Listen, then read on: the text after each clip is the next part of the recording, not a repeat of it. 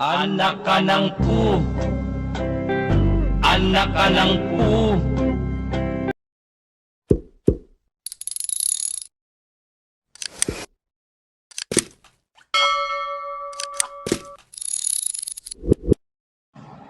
Yo mga boy, kamusta kayo? Andito tayo ngayon sa kantin, nakikikain tayo, naubusan tayo ng pagkain sa boarding. Kaya ubusin na natin to, let's go!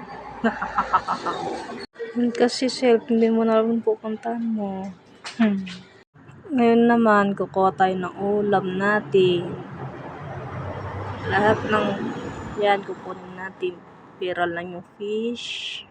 Dahil wala tayong hiya, yan, ubusin natin yan. At kapag natapos mo tong video na to, hindi nice joke.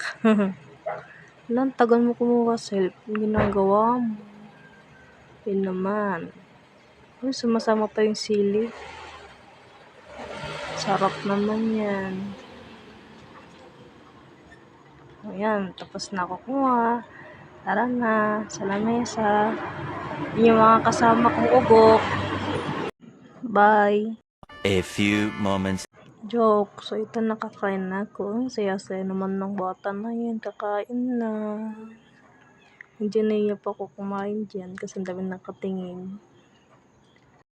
Kakapalan ko na yung mukha ko. Nagugutom na ako eh. Yan. Sasaba na. Sarap. Ha? Na-double meaning ako dun no. Uy, huwag bastos. Bawal yun. Kain na ako. Mabait na tayo ngayon for this video. Lagi naman. Kailangan maging mabait para everybody happy. Nagugutom ako. Wala na akong masabi. Panoorin nyo na lang. Yo! Enjoy for watching. Thank you for watching. Char! Wala talaga akong naisip na sasabihin ko. Basta masasabi ko lang masarap yung ulam nila.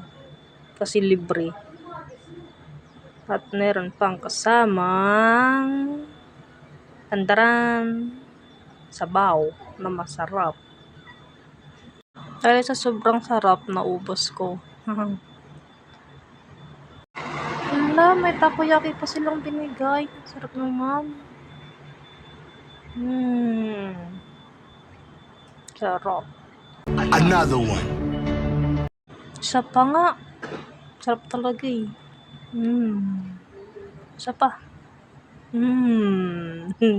Good. One eternity later. Oops, hindi pa nakontento ang bakla. Nag-take out pa. Wala talagang sinulit ni bakla. Ano yan, birthday lang. Tong-to ka pa dyan. Balutin mo ko. Hala, wag ka nagkakanta, selpo. Ulan na. Si Sharon na nga lang kakanta para masaya. Okay, bye. Sabi ni Sharon, lo, nadamay pa ako. Joke.